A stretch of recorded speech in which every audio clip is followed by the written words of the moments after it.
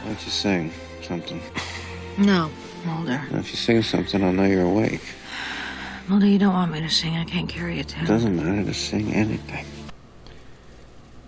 Hello there, this is Ben Fournier, Benevolent Cytocorum, going to do comparison and contrast of the INTJ and INFP.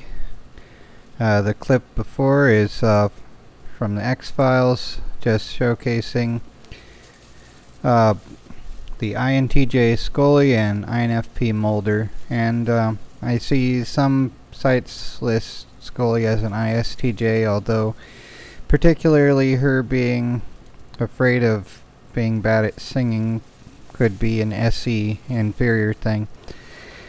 Anyhow, regardless whether anyone thinks that or not, here we go though.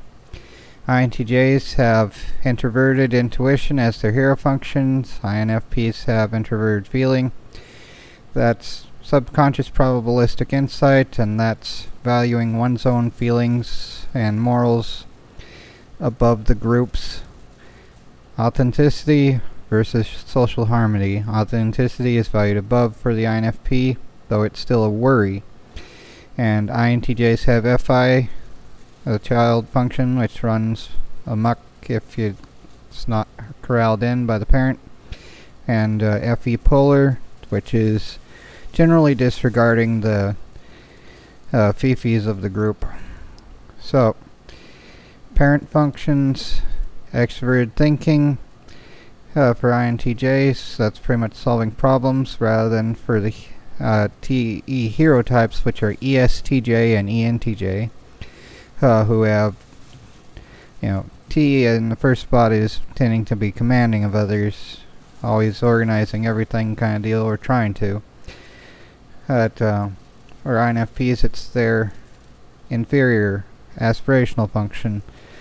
The ones that are going to be like, oh, I don't need any help about anything, that's probably going to be an ISFJ who thinks they're an INFP. Because that's a TI child type thing, especially if they won't hear any, reasoning of others. That's TE polar. It's like, yeah, that's annoying. But an actual TE inferior type, an INFP or ISFP, they're going to be always wanting help figuring things out or whatnot along those lines. But any parent, it's the parent function's the first pessimistic function, so that's on how they're unlike an ENFP, which in E-Heroes the most optimistic function. The hero function's most optimistic. Look up C.S. Joseph, and I forget whether it what is it like. One of the things about pessimism and optimism of cognitive spectra. The first one's the most optimistic, second one's the first pessimistic one. Not the most pessimistic, that's going to be this one. But it alternates optimistic, pessimistic, that sort of thing. So they're going to be slightly pessimistic about the intentions of others, and their preferred state is focusing on their own feelings and morals and stuff like that. And like an INTJ in NiFi loops will seem more like an ISFP. An INFP in Phi Psi loops are going to have that slightly focus on SI and seem more like an ISTJ, while in the Phi Psi loop. So that's their own fun thing.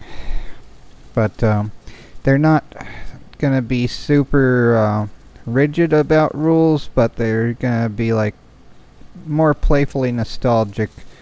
Not quite as FOMO in terms of like sensory experiences, their own kind of thing being fourth place for ENFPs, but they're still going to be more about their own, and having SE polar, they're going to be generally disregarding that for others.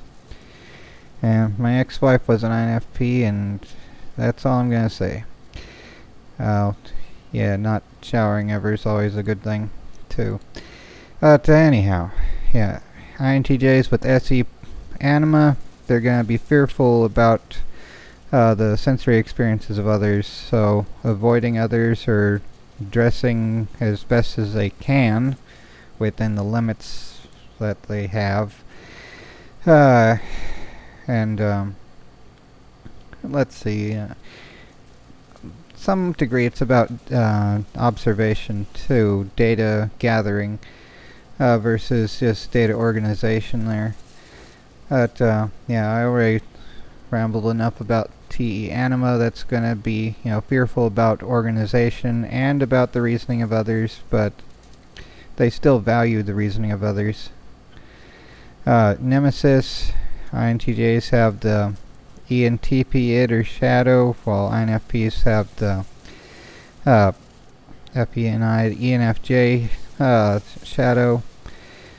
It's going to be a worry about the intentions of others, and this is going to be a worry about the ethics of others kind of deal. And worry about hurting others' feelings, but they're still going to care about their own feelings most. Like an INTJ is going to care about their own willpower most, and their own insights, anchoring bias towards what we think's most probable, although still considering the possibilities.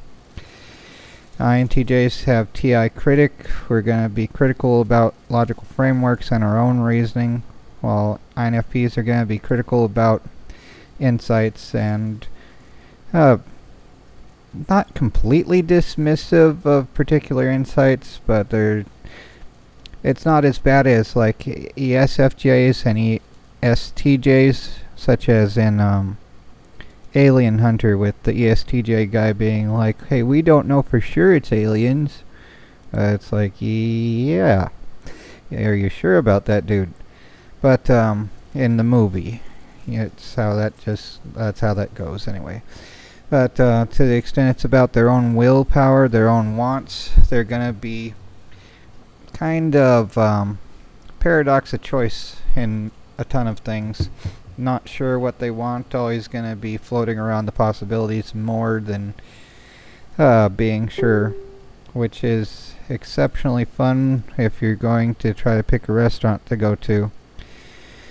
And trying to use a method of just flipping a coin also annoyed my ex-wife.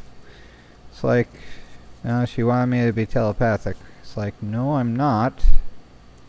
That's just a thing there, I guess. FE polar. This does not get along so well with FI hero types. While they like having, help figuring things out, organizing stuff, having the FE polar isn't going to fly as well, because they're all about how they feel about things, and not really caring about that sort of crap is not as preferable. So that's the point of stress from the INTJ to the INFP there. But I care about my birds' feelings, although it's better to make sure like they have food and water, even if it kind of annoys them to like walk in their space. But try to not be annoying though. But okay, when you see someone crying though, it's like, what do you do though? So that's gonna be more an FE polar response, like, okay, what is this about now? I don't know what to do kind of deal. But there's always something though. And SE polar, generally disregarding the sensory experiences of others and sort of being not completely focused on the outside world. I suppose I space out a fair bit myself, but this is definitely not good for driving though. I can say that as much. But SI extreme, so unlike SI child, where it's going to be just playfully nostalgic, reminiscent, and to some degree affiliative, not as much as SI hero or SI parent, but it's still there, the whole affiliation, like, oh, my brother says this, my brother says that, my brother's wife wants us to do this, and all that sort of stuff. It's like, so her ENTJ brother practically ruled our lives through her, and there's only so much you can do. And of course, you don't get along and you get abandoned. So there's a fun thing there. But SI extreme is going to be And I know there's other words for that, and I don't care for them. It's the same deal in a different name. But SI has the last function, a function of extremes. It's going to be more like PTSD rather than playful nostalgia. And mostly disregarding affiliation, because it's like all this blood means nothing kind of deal. It's just happenstance for the most part, and depressing whenever everyone tries to rule your lives just because of affiliation. But yeah, TI are gonna be mostly open to the reasoning of others, but sometimes they'll be stuck in their ways. This is not quite as bad as TI polar. Why not TI polar? TI polar is cool. TE polar sucks though, when it's just completely, well, not completely, but for the most part blind to the reasoning of others. But yeah, TI child is annoying. That goes with TE polar. This TI extreme is just gonna be the my way type thing when they're in that mood of everything has to be my way kind of deal.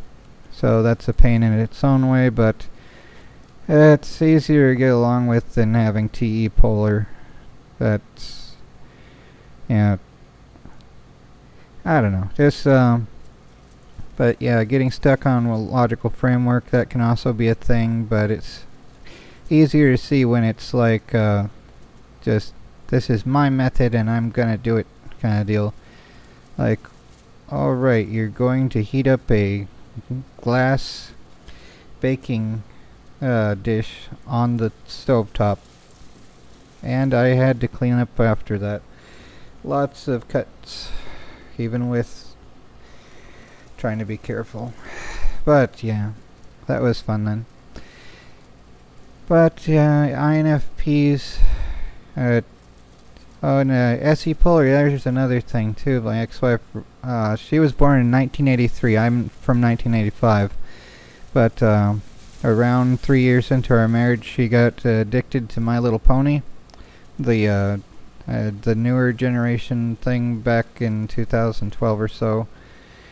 And yeah, she dresses Fluttershy in person, and all the brony meetings and all that fun stuff. It's like, who did I marry? But it was just kind of awkward. Like, I mean, I'm not the most attractive guy either, but it's still, I don't want to be having to deal with that either. I miss Jackie, but I don't miss the whole brony thing. That was very awkward. But yeah, her sensory experiences were what mattered. This didn't matter. But yeah. So anyhow, I don't know what else to say here. This is kind of a mismatch, though. It's close to the right one. I think Kersey's right. It should be ENFP and INTJ, where it's like the NI and NE go together. Judgment functions aren't that far apart, and ENFPs can seem more like playful about the reasoning of others rather than fearful and hopeful and just always help me with this kind of crap. So they'll actually be more prone to figuring things out and talking it through. But yeah, INFPs can be in silence mode for way too long too. They are introverted, and they seem a fair bit more introverted than like you think they might be. But you know, if you have a ton of FI values in common, being equally yoked, and you don't give each other reasons to abandon each other, then it can work out. I mean, any two types can work out together. It's just a real joy when conflict arises and you have to deal with all that awkwardness. Anyhow, take care everyone and try not to go crazy.